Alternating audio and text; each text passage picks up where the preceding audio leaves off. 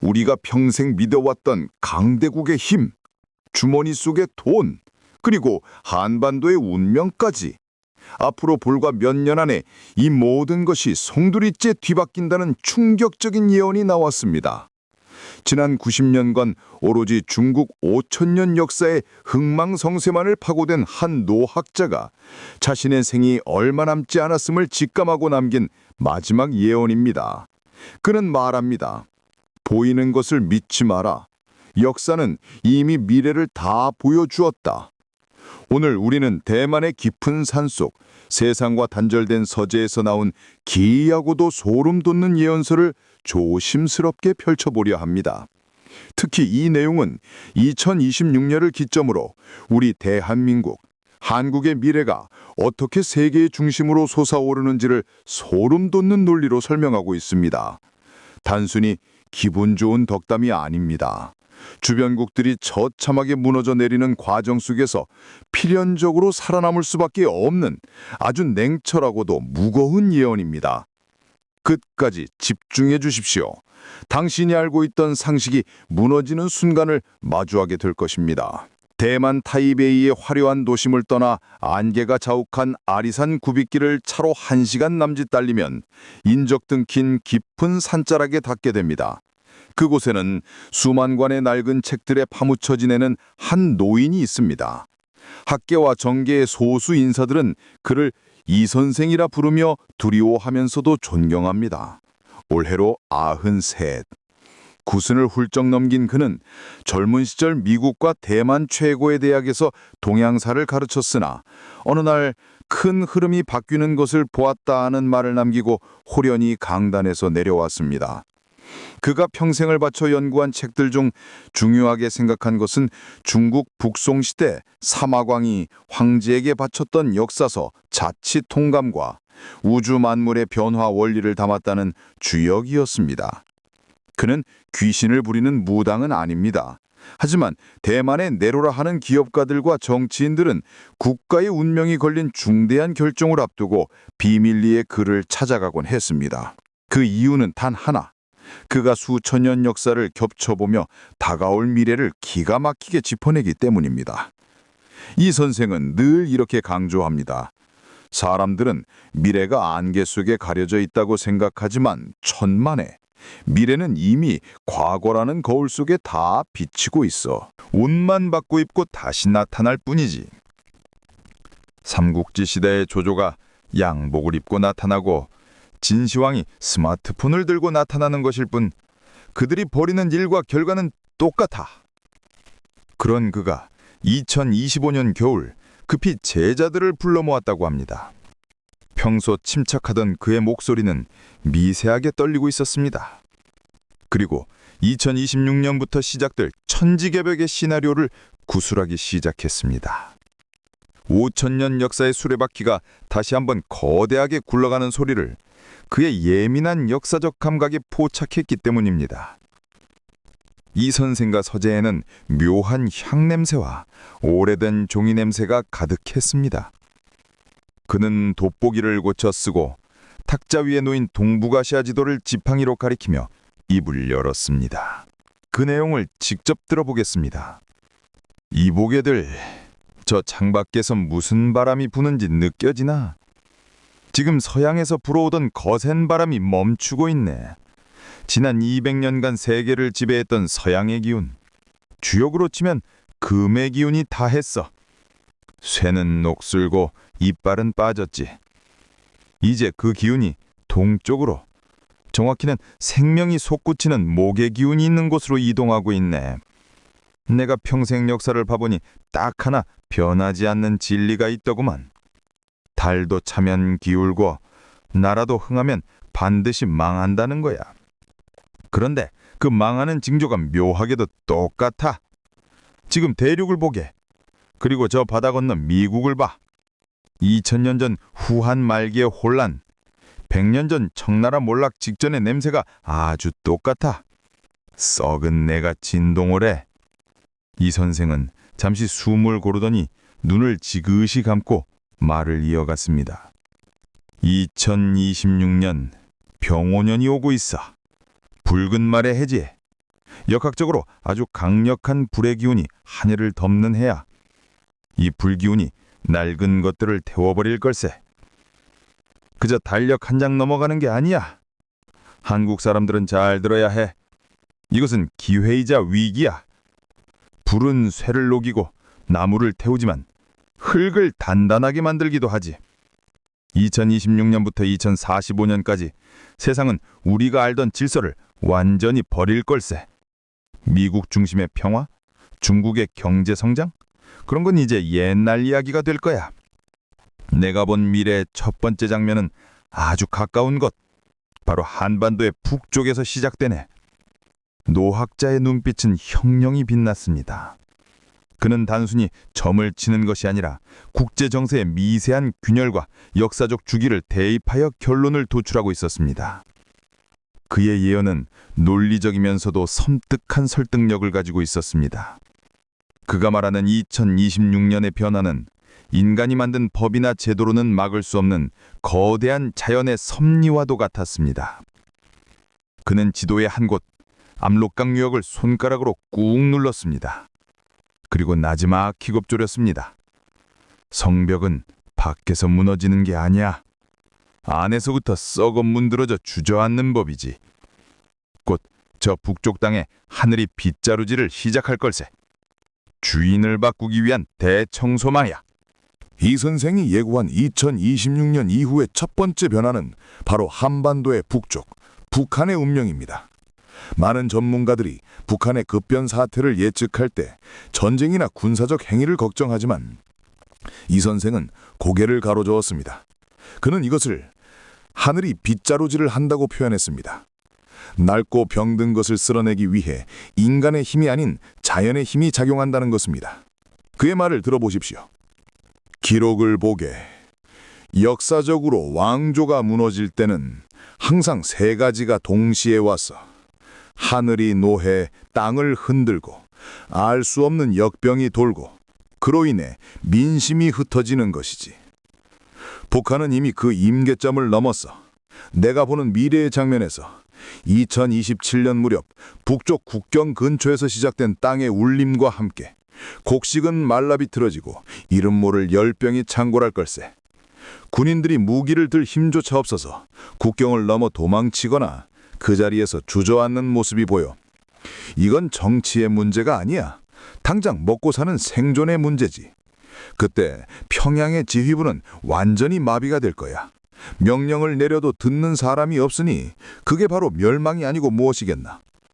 이 선생의 예언에서 가장 주목할 점은 이 혼란을 수습하는 주체가 중국이 아니라는 것입니다. 보통 북한에 문제가 생기면 중국군이 개입할 것이라 생각하지만 이 선생은 단호했습니다. 중국? 제 코가 석잔데 남의 집 불을 끌어오겠나? 그 시기가 되면 대륙의 용도 배가 아파서 뒹굴고 있을 때야. 그러니 북쪽 땅에 주인 없는 산, 즉 무주콩산이 생기지. 통제 불능의 상태가 되었을 때 아주 자연스럽게 남쪽의 기운이 북으로 올라가게 되어 있습니다. 이것은 억지로 탱크를 밀고 올라가는 점령이 아닙니다. 마치 물이 마른 땅을 적시듯 한국의 선진화된 의료 시스템, 남아도는 쌀과 물자 그리고 기술자들이 사람을 살리기 위해 혈관처럼 북쪽으로 뻗어나가는 형국입니다. 북한 주민들은 살아남기 위해 남한의 정부를 유일한 생명줄로 여기게 될 것이고 휴전선은 지도상에만 존재할 뿐 사실상 하나의 경제권, 하나의 생활권으로 묶이게 되는 것입니다. 이 선생은 이 과정을 두고 고구려의 귀한이라고 불렀습니다. 한반도의 지도를 놓고 보게 다들 호랑이 형상이라고 하지. 그 호랑이가 허리가 끊긴 채 70년을 살았어. 이제 그 척추가 다시 이어지는 거야. 2028년이 되면 한국은 섬나라 같은 신세에서 벗어나 대륙과 연결된 거대한 반도국가의 위상을 되찾게 될 걸세. 그 북쪽 땅, 만주와 맞닿은 그곳이 앞으로 다가올 전 세계적인 자원난 속에서 엄청난 보물 창고가 될 거야. 게다가 그곳은 대륙의 혼란을 막아낼 든든한 방파제가 되어줄 거야. 한국 사람들은 자신들이 얼마나 무서운 저력을 가진 민족인지 잘 몰라. 위기가 닥치면 뭉치고 잿더미 속에서 꽃을 피우는 그 기질, 그게 바로 2026년 이후 전 세계가 한국을 주목하게 될 진짜 이유야. 노학자의 눈에는 이미 휴전선 철조망이 걷히고 부산에서 출발한 열차가 신의주를 넘어 대륙을 달리는 모습이 비치는 듯했습니다. 이것은 단순한 희망사항이 아니라 그가 역사의 반복을 통해 읽어낸 필연적인 미래였습니다. 하지만 북한의 붕괴는 거대한 도미노의 첫 번째 조각일 뿐입니다. 이 선생의 시선은 이제 압록강을 건너 서쪽 거대한 대륙 중국을 향합니다. 그는 낡은 중국 지도를 펼치며 혀를 찼습니다. 용이 너무 비대해졌군. 머리와 꼬리가 서로 다른 생각을 하고 있군. 그가 예언하는 중국의 미래는 실로 충격적입니다. 우리가 알고 있는 하나의 중국이 세 개 혹은 그 이상으로 쪼개진다는 삼분열 시나리오. 이것은 현대판 삼국지의 재림이자 세계 경제에 엄청난 파장을 몰고 올 사건입니다. 세계 유수의 학자들이 최악의 시나리오로만 상정해 두었던 그 일이 이 선생의 눈에는 5천년 중국 역사가 보여주는 피할 수 없는 순환의 결과로 보이고 있습니다. 과연 대륙에서는 무슨 일이 벌어지게 될까요? 그리고 이 거대한 분열은 한국에게는 어떤 기회가 될까요? 이 선생의 다음 예언은 우리의 상상력을 더욱 자극합니다. 이 선생은 서재 한편에 쌓여있던 오래된 죽간, 대나무책을 펼쳐 보였습니다. 춘추 전국시대의 혼란이 기록된 문헌이었습니다. 그는 중국의 현재 상황을 배가 너무 불러 터지기 직전인 뱀에 비유했습니다. 역사를 보면 거대한 제국이 무너지는 이유는 밖에서 오는 적 때문이 아니야. 항상 내부의 불평등, 즉 내 속의 독 때문이지. 그가 예언하는 2028년 이후의 대륙은 우리가 알던 강력한 통제 국가가 아닙니다. 경제 성장의 혜택을 독차지한 동부 해안 도시들과 여전히 가난에 허덕이는 서부 내륙 농촌 간의 격차가 더 이상 봉합할 수 없는 수준으로 벌어지기 때문입니다. 여기에 결정적인 방어제가 당겨지는데 바로 식량입니다. 기후변화로 황허강 유역의 곡창지대가 마르고 식량 배급 시스템이 붕괴되면서 중앙정부의 통제력이 지방까지 미치지 못하는 각자 도생의 시대가 열리는 것입니다. 이 선생의 눈은 지도의 세 곳을 정확히 짚었습니다. 보게나 2030년이 되면 대륙은 크게 세 조각으로 나뉘어 서로 다른 길을 가게 될 걸세. 첫째, 상하이와 광저우를 중심으로 한 해안파야. 이들은 돈과 기술이 있어. 하지만 자신들이 번 돈으로 가난한 내륙을 먹여 살리는 것에 지쳐 중앙에 반기를 들지. 그들은 서방 세계와 그리고 한국과 손을 잡고 무역을 계속하길 원해. 둘째는 스촨과 내륙 깊은 곳의 내류파야. 먹을 것이 부족한 니들은 과거 농민 반란처럼 들고 일어날 수밖에 없어. 이럴 게 없는 사람들이지. 마지막 셋째는 베이징을 중심으로 권력을 쥐고 있는 북부파야. 이들은 군대와 정치를 쥐고 있지만 돈줄이 말라버려 힘을 쓰지 못해. 이것은 마치 1800년 전 위, 촉, 오 세 나라가 패권을 다투던 삼국지가 현대판으로 재현되는 것과 같아. 이 선생은 이것을 두고 천명이 옮겨가는 과정이라고 설명했습니다. 하늘의 뜻, 즉 민심이 떠나면 아무리 강력한 권력도 모래성처럼 흩어지는 법이야. 2032년쯤 되면 베이징의 명령이 상하이 마장에게 먹히지 않는 진풍경을 보게 될 걸세. 이러한 중국의 분열은 주변국들에게 엄청난 충격을 주겠지만 역설적으로 한국에게는 단군 이래 최대의 기회가 됩니다. 거대한 이웃이 집안 싸움으로 정신이 없는 사이 한반도를 짓누르던 안보 위협이 안개처럼 사라지기 때문입니다. 이 선생은 이 대목에서 목소리를 높였습니다. 한국 사람들은 대륙이 시끄러워지는 걸 두려워할 필요 없어. 오히려 그때가 기회야. 분열된 중국의 지방정부들은 생존을 위해 기술과 자본이 풍부한 한국에게 손을 내밀 것세. 특히 옛 고구려 땅인 동북 삼성 희역은 베이징의 통제가 사라지면 경제적으로 완전히 한국권에 편입될 수밖에 없어. 정치가 아닌 경제가 국경을 지워버리는 거지. 준비한 자만이 이 흐름을 탈 수 있네.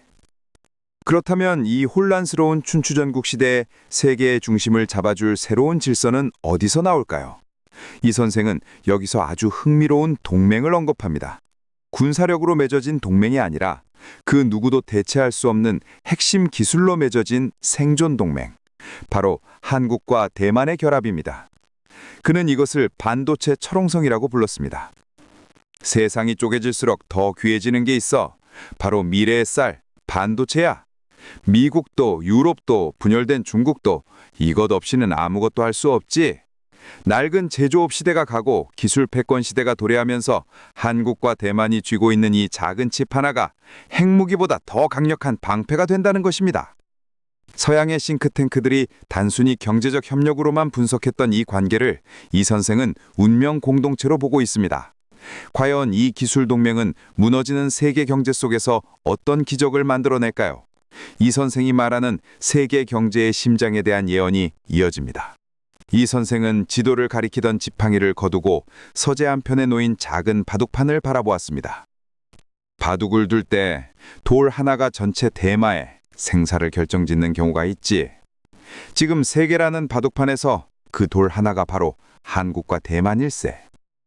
중국이 셋으로 쪼개져 혼란에 빠지고 미국이 자국의 문제로 비틀거릴 때 동북아시아의 이 작은 두 나라가 손을 잡는 것은 선택이 아닌 생존의 본능입니다. 이 선생은 이것을 철옹성 동맹이라 이름 붙였습니다. 쇠로 만든 항아리처럼 단단해서 그 누구도 뚫을 수 없는 성벽이라는 뜻입니다. 그는 2026년이 바로 그 거대한 협력의 씨앗이 뿌려지는 원년이 될 것이라고 예언했습니다. 사람들은 반도체를 그저 기계 부속품 정도로 생각하지만 내가 보는 미래에서 반도체는 과거의 석유, 아니 그 이상의 무기야. 2030년이 넘어가면 박 짓는 밥솥부터 하늘을 나는 비행기, 사람의 병을 고치는 기계까지 저 작은 전자 두뇌가 없으면 고철덩어리에 불과해. 그런데 그 핵심 기술과 생산 능력을 전 세계에서 오직 두 나라, 한국과 대만이 쥐고 흔드는 형국이 돼. 이거는 돈을 많이 본다는 차원이 아니야. 세계의 목줄을 쥐는 것이지. 이 선생의 목소리에는 확신이 차 있었습니다. 과거에는 군사력이 강한 나라가 대장이었지만 앞으로 다가올 세상에서는 시스템을 멈추게 할 수 있는 나라가 상전이 된다는 것입니다. 미국조차도 이 동맹의 심기를 건드리면 국가 시스템이 마비될 수 있기에 더 이상 과거처럼 지시하거나 명령하지 못하고 정중하게 협조를 구해야 하는 갑과 을의 역전이 일어난다는 놀라운 통찰입니다. 이 선생은 특히 한국의 역할에 주목했습니다. 대만이 제조 기술이라는 날카로운 창을 가졌다면 한국은 그 창을 움직이는 설계 능력과 소재, 그리고 기억장치라는 튼튼한 방패를 다 가졌어. 두 나라가 손을 잡고 우리의 허락 없이는 칩 하나도 나가지 못한다라고 선언하는 순간 전 세계의 공장은 멈추게 돼. 이것이 바로 총성 없는 전쟁에서의 승리야. 덩치 큰 공룡들이 미국, 중국 싸우다 지쳐 쓰러질 때 작지만 단단한 이 동맹이 세계 경제의 심장으로 등극하는 걸세. 시청자 여러분, 상상해 보십시오. 강대국의 눈치를 보던 나라가 이제는 강대국들이 줄을 서서 기다려야 하는 나라가 되는 미래. 하지만 이 견고한 철옹성 밖에서는 더 큰 폭풍우가 몰려오고 있습니다. 기술의 패권이 넘어간다는 것은 곧 기존의 질서를 지탱하던 돈의 힘이 무너진다는 신호이기도 합니다. 이 선생은 서재 구석에 있는 금고를 가리키며 쓴웃음을 지었습니다. 종이 쪼가리에 불과한 돈을 믿지 말게. 특히 저 멀리 미국에서 찍어내는 초록색 지폐 말이야. 2035년 영원할 것 같았던 달러의 시대가 저물고 인류 역사상 한 번도 보지 못한 새로운 화폐 시스템이 등장한다는 그의 5번째 예언. 이것은 여러분의 노후 자산과 직결된 아주 현실적이고도 무시무시한 경고입니다. 과연 달러가 휴지 조각이 되는 그날 우리는 무엇을 준비해야 할까요? 그리고 한국은 이 화폐 전쟁 속에서 또 한 번의 기회를 잡게 될까요? 이 선생은 창밖에 떨어지는 낙엽을 보며 씁쓸한 표정을 지었습니다. 영원한 것은 없어. 가을이 되면 낙엽이 지듯 한 시대를 풍미했던 달러라는 이파리도 이제 떨어질 때가 된 거야. 그가 말하는 2035년의 경제지도는 우리가 평생 믿어왔던 상식을 완전히 파괴합니다. 지난 100년간 전 세계 어딜 가나 왕대접을 받았던 미국 달러가 그 힘을 잃고 평범한 종이로 전락한다는 것입니다. 미국이 망해서가 아닙니다. 너무 많이 찍어내서 그 가치가 물보다 옅어졌기 때문입니다. 이 선생은 미국의 싱크탱크들도 쉬쉬하고 있는 극비 시나리오를 꿰뚫어 보았습니다. 2035년 어느 날 아침 미국 대통령은 중대한 발표를 할 걸세. 이제부터 종이돈은 믿지 마십시오. 대신 금이나 자원, 그리고 반도체 같은 진짜 물건을 담보로 하는 새로운 연자화폐를 쓰겠습니다. 이라고 말이죠. 이것은 곧 성실하게 저축만 했던 사람들에게는 청천벽력 같은 소식이지만 한국처럼 실물 기술과 자산을 가진 나라에는 돈방석에 앉게 되는 기회가 됩니다. 허공에 뜬 신용이 아니라 눈에 보이는 진짜 실력이 돈이 되는 세상이 오기 때문입니다. 이 선생은 예언했습니다. 2026년부터 실물 자산을 준비한 자만이 이 파도에서 살아남을 걸세. 하지만 돈이 바뀌는 것보다 더 충격적인 변화는 바로 사람 그 자체의 변화입니다. 이 선생은 서재 구석에 마인 태블릿 PC를 만지작거리는 어린 손자를 가리키며 말했습니다. 저 아이들을 보게, 저들은 우리와 같은 사람이 아니야. 겉모습만 같을 뿐 뇌 구조가 완전히 다른 신인류가 태어나고 있어. 그는 이 현상을 인류의 진화라고 명명했습니다. 태어날 때부터 24시간 인공지능, 즉 보이지 않는 스승과 대화하며 자란 세대는 무언가를 외워서 배우는 우리와 다릅니다. 그들은 기계와 영적으로 소통하듯 정보를 주고받으며 인간의 한계를 뛰어넘는 능력을 보여주기 시작합니다. 노인들이 보기에 요즘 아이들이 버릇없고 이해할 수 없어 보이는 건 그들이 잘못된 게 아니라 인류가 나비로 탈바꿈 하는 과정에서 겪는 진통이라는 것입니다. 놀랍게도 이 선생은 이 진화의 맨 앞줄에 서 있는 나라로 또다시 한국을 지목했습니다. 진화는 환경이 가장 급격하게 변하는 곳에서 일어나는 법이지, 전 세계에서 인터넷이 가장 빠르고 새로운 기계를 가장 거부감 없이 받아들이며 성격마저 급한 한국 사람들이야말로 이 신인류가 탄생하기에 가장 완벽한 토양이야. 서양 사람들은 기계가 인간을 지배할까봐 두려워하지만 한국 사람들은 기계를 친구나 도구로 삼아버리는 묘한 재주가 있다는 것입니다. 미래의 한국은 단순히 반도체를 파는 나라가 아니라 기계와 인간이 어떻게 공존해야 하는지를 전 세계에 보여주는 문명의 실험실이자 표준이 될 것입니다. 이 선생은 확신에 찬 목소리로 말했습니다. 지금 할아버지 할머니들은 손주들이 스마트폰만 본다고 혀를 차지 말게. 그 아이들은 지금 그 작은 창을 통해 우주의 지식과 연결되는 훈련을 하는 중이야.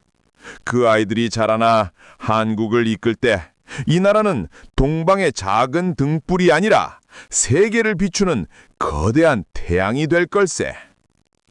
자, 이제 우리는 북한의 붕괴부터 도원의 몰락까지 숨가쁘게 달려왔습니다.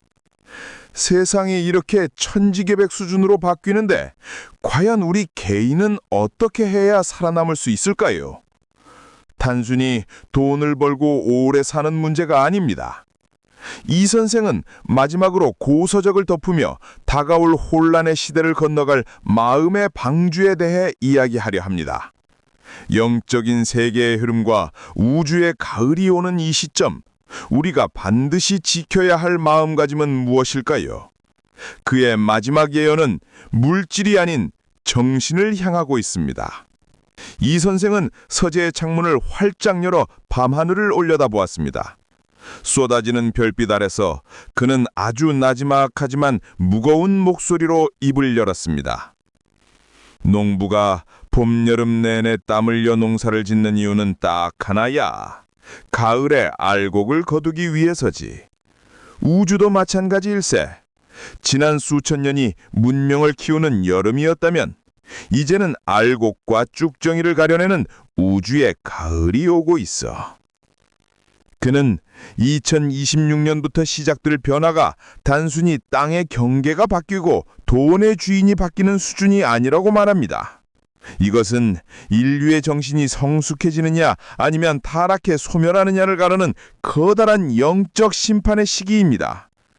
이 선생은 다가올 미래에 가장 무서운 전염병은 바이러스가 아니라 마음의 병이 될 것이라고 경고했습니다. 물질은 풍요로워지는데 정신은 텅 비어버리니 사람들이 허무함을 견디지 못하고 미쳐갈 걸세. 돈이 휴지 조각이 되는 것보다 더 무서운 게 바로 자신이 누구인지 잊어버리는 거야. 그렇다면 이 거대한 혼란 속에서 우리 개개인은 어떻게 해야 살아남을 수 있을까요? 이 선생은 의외로 아주 단순하고도 오래된 처방전을 내놓았습니다. 바로 착한 마음과 올바른 정신입니다. 어떤 사람들은 재난에 대비해 지하 벙커를 파고 금괴를 사모으지만 다 부질없는 짓이야. 하늘이 무너질 때 솟아날 구멍은 오직 자네의 마음속에 있네. 그는 고서적의 한 구절을 인용하며 말했습니다. 남을 해코지하지 않고 욕심을 내려놓고 주변에 덕을 베푸는 삶. 우리가 도덕 교과서나 종교 경전에서 수없이 들었던 그 뻔한 이야기들이 사실은 이 대변역기에 자신을 보호하는 가장 강력한 에너지 방어막이 된다는 것입니다. 악한 기운은 악한 마음을 가진 사람에게 먼저 스며들고 맑고 바른 기운을 가진 사람은 재앙도 피해간다는 것이 이 노학자가 깨달은 역사의 비밀이었습니다.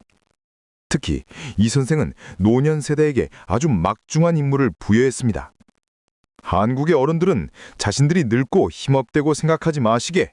천만에 당신들이야말로 이 혼란한 세상의 중심을 잡아줄 불이일세. 세상이 4차 산업혁명이니 인공지능이니 하며 어지럽게 돌아갈 때 그 가벼운 변화에 휩쓸리지 않고 묵직하게 삶의 지혜를 이야기해 줄 수 있는 건 산전수전 다 겪은 노인들 뿐이라는 것입니다. 젊은 신인류들이 기계 문명 속에서 방황할 때 그래도 사람은 착하게 살아야 한다. 가족이 최고다 라고 말해주는 그 잔소리 같은 가르침이 사실은 세상을 구하는 나침반이 된다는 예언입니다. 이 선생은 간곡히 부탁했습니다. 당신들이 꼿꼿하게 버티고 서 있어야 한국이라는 거목이 태풍에도 쓰러지지 않아. 이 선생은 마지막으로 한국이라는 땅이 가진 영적인 힘을 다시 한번 강조했습니다.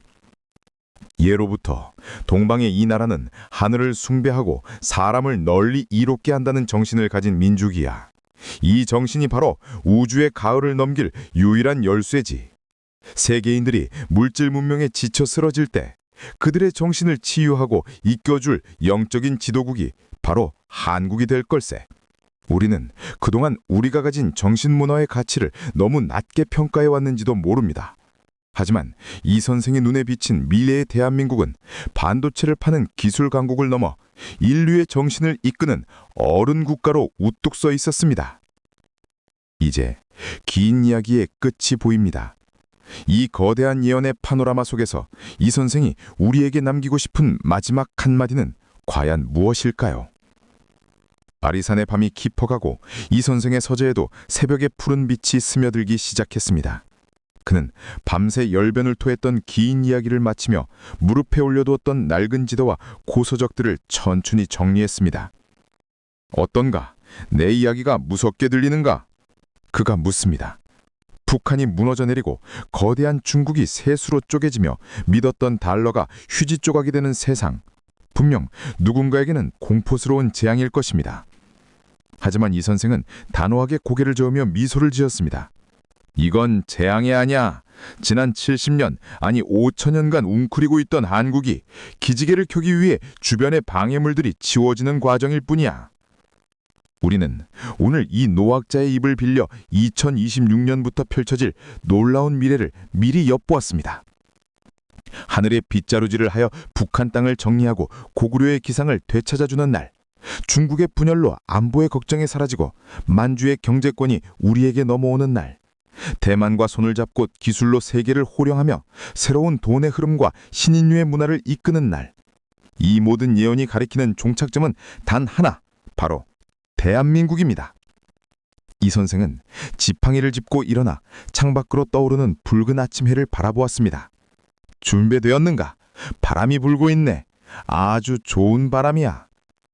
그의 말처럼 역사의 바람은 이미 방향을 틀었습니다. 이제 우리는 두려움을 떨쳐내고 다가올 통일과 번영의 시대를 맞이할 튼튼한 마음의 그릇만 준비하면 됩니다. 미래는 이미 정해져 있고 그 미래는 한국의 편입니다. 대만 아리산 깊은 곳에서 역사를 잇는 노인 이 선생의 간절한 예언이자 축복이었습니다.